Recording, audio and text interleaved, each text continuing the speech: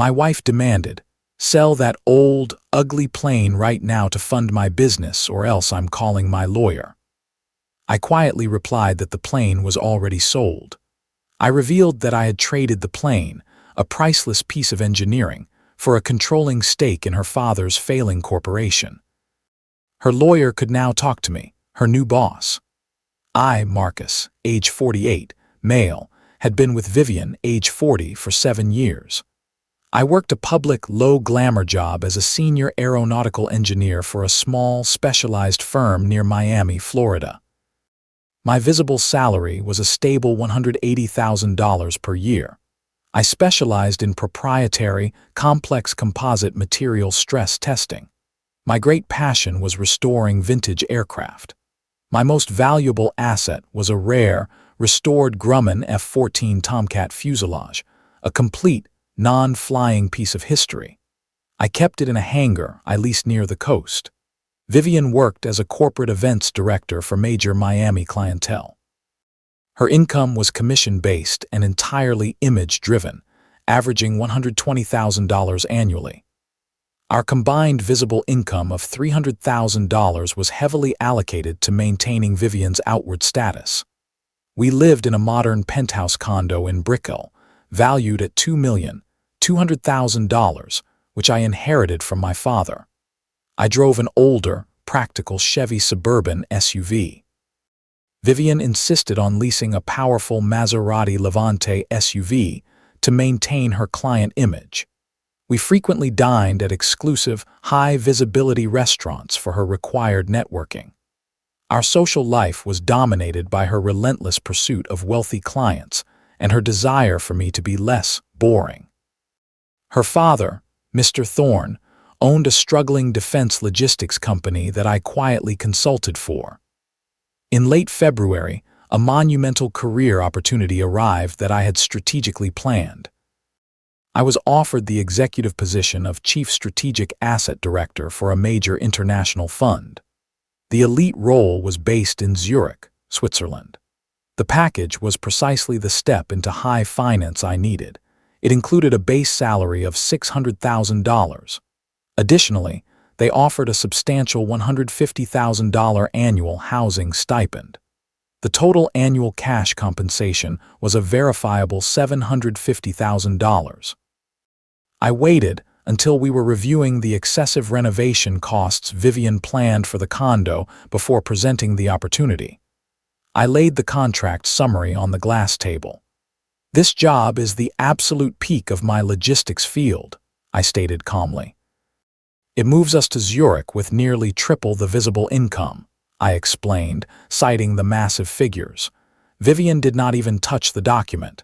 She answered with immediate disdain. "Zurich is dull, and the position sounds incredibly bureaucratic, Marcus." "The salary is $600,000, I responded, keeping my voice level. She scoffed sharply, dismissing the entire proposition. Chief Strategic Director is a predictable, anonymous title. "It involves strategic, multi-billion-dollar asset management," I answered steadily. She then focused on my hobby. "That old, ugly plane is an embarrassment to our financial image." Her complete dismissal of my intellectual value and the job's gravity was the final trigger. Update 1.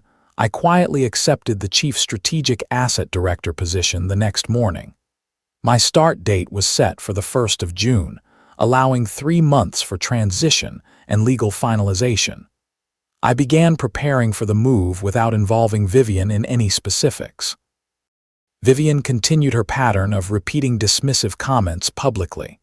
She frequently told her friend, Lauren, a fellow planner, that my new job was a pathetic retreat. "Marcus is running to Europe to escape his low ceiling," Vivian often told Lauren. Our friends, David and Lauren, openly sided with Vivian's focus on visible, fast returns. They frequently reinforced her view.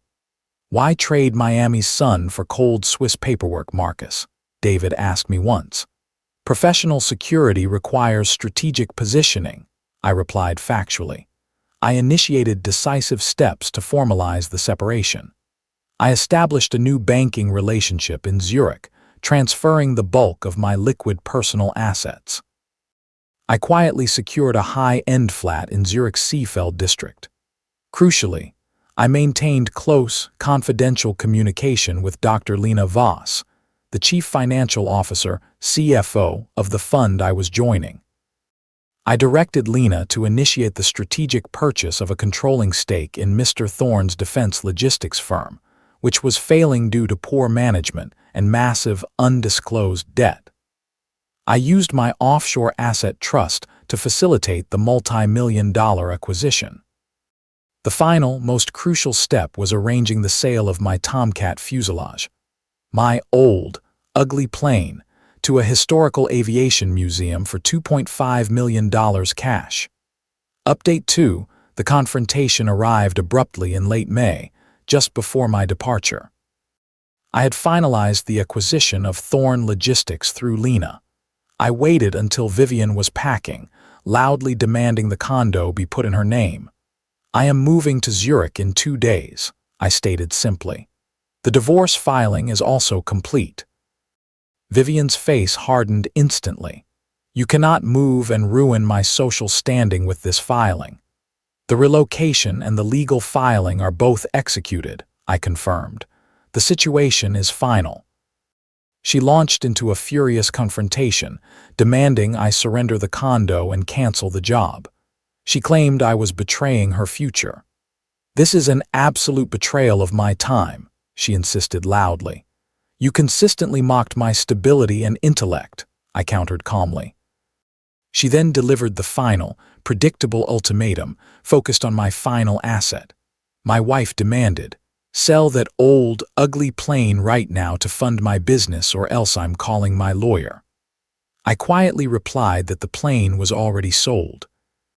I revealed that I had traded the plane, a priceless piece of engineering, for a controlling stake in her father's failing corporation.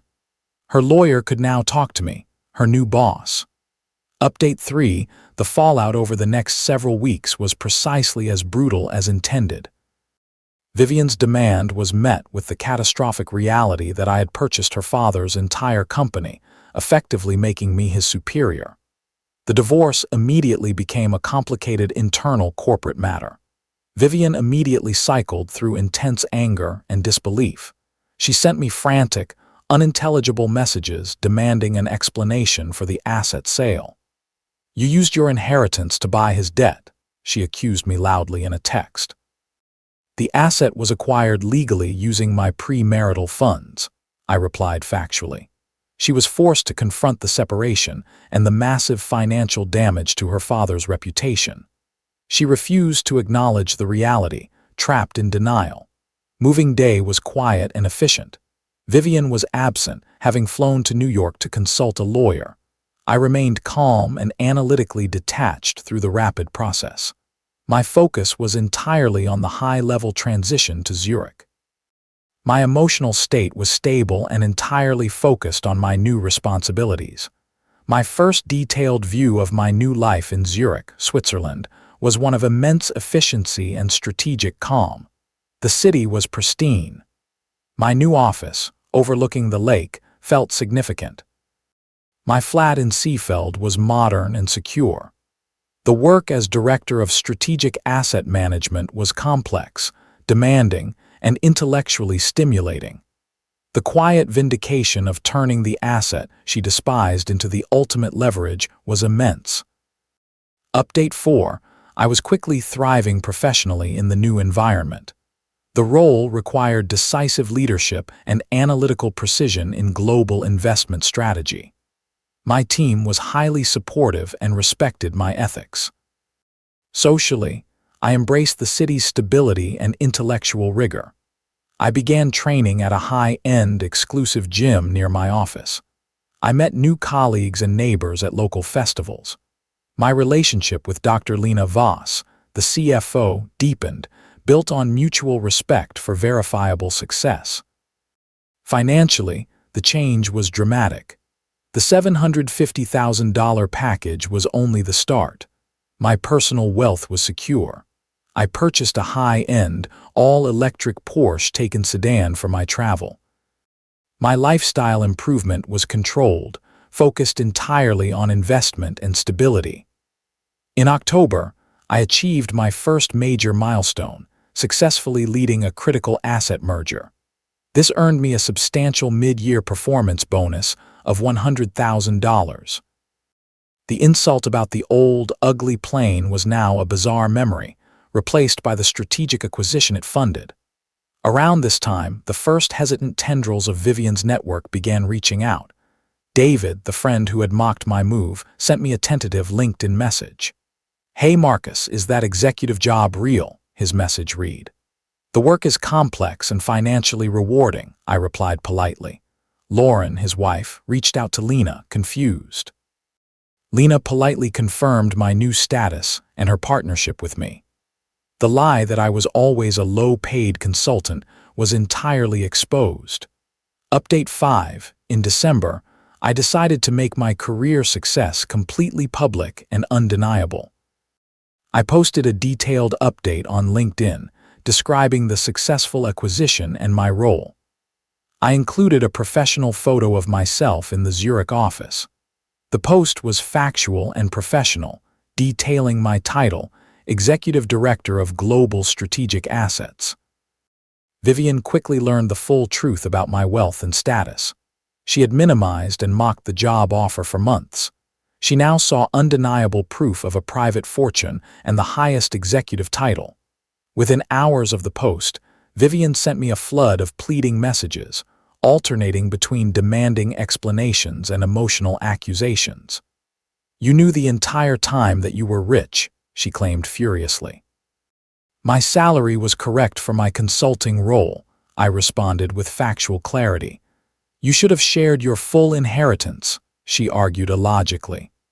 "The premarital assets were legally protected," I countered. David and Lauren sent explicit apology emails. David confessed that Vivian had convinced them I was a timid analyst running from a bad life. "We feel completely foolish for not seeing your strategic intelligence," David wrote. "My sister, Evelyn, called from the States. Your victory for strategic silence is complete, Marcus," Evelyn confirmed. Update 6. In late January, Vivian flew to Zurich unannounced. She claimed she was there for a vague real estate investment seminar but admitted her true purpose was to see me. She called my office line and asked to meet. I agreed to meet her at a quiet, public cafe near the lake. When she sat down, she immediately launched into a practice performance. She claimed she had spent the last year realizing her life was too focused on material possessions. "I see things clearly now, Marcus," she said, looking straight at me. "What exactly do you see clearly?" I asked, holding my coffee cup steadily. "I see I was foolish and overly focused on the wrong things," she continued, her voice soft. I referred only to her past actions and her final insult. "You called my Tomcat an old, ugly plane," I stated the fact. "That was only out of fear of loss," she responded quickly. I then referenced her inability to secure any funds from my family assets due to her action. "Your action secured your zero entitlement," I pointed out. She shifted tactics and insisted on returning, attempting to appeal to our shared past. "I want to come back to Zurich," she said. "We can try again."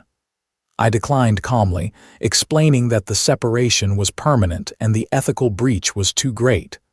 "My circumstances have changed, but yours have not," I told her firmly. Update 7. Vivian did not accept the decline gracefully. She attempted a brief, aggressive period of legal retaliation. Her first move was to send a letter demanding a cut of the premarital company's sale. The letter was poorly constructed. My lawyer, Miss Chen, managed the legal attempt efficiently. Miss Chen sent a clinically precise reply that cited the finality of the divorce and the legal structure of the asset sale to the trust. The lawyer ceased contact immediately after receiving Miss Chen's letter. Online, Vivian tried to damage my professional reputation. She posted vague accusations on a popular finance forum, implying my fund management was based on insider information. She claimed I was a ruthless corporate criminal. Her online claims quickly collapsed under scrutiny. David and Lauren, already aware of her deception, publicly defended my ethics. Lena publicly posted a detailed explanation of the fund's clean governance. Vivian's attempts at character assassination backfired severely. Update 8. 1 year later, my life in Zurich had achieved a stable, prosperous equilibrium. I was wealthier, more established as executive director, and deeply satisfied with my independence. My salary was now $750,000, reflecting my permanent title. I was in a committed, respectful relationship with Dr. Lena Voss. We were engaged to be married and lived together in the Seefeld flat. In June, on the anniversary of our final conversation, Vivian sent a final, short message of regret via an old email address. "I realize my terrible mistake," the email read. "I should have valued the man, not the income," she continued. I took the time to craft a short, polite reply that closed the door completely. "I wish you well in your future endeavors," I wrote briefly. I then immediately archived the message. Final update: 6 months after the final email, I was hosting a major investment dinner in Zurich. While hosting the dinner, I was approached by Mr. Thorne, Vivian's father, the former owner of the defense logistics firm. Mr. Thorne looked significantly older and subdued. Mr. Thorne apologized to me, his voice low and serious.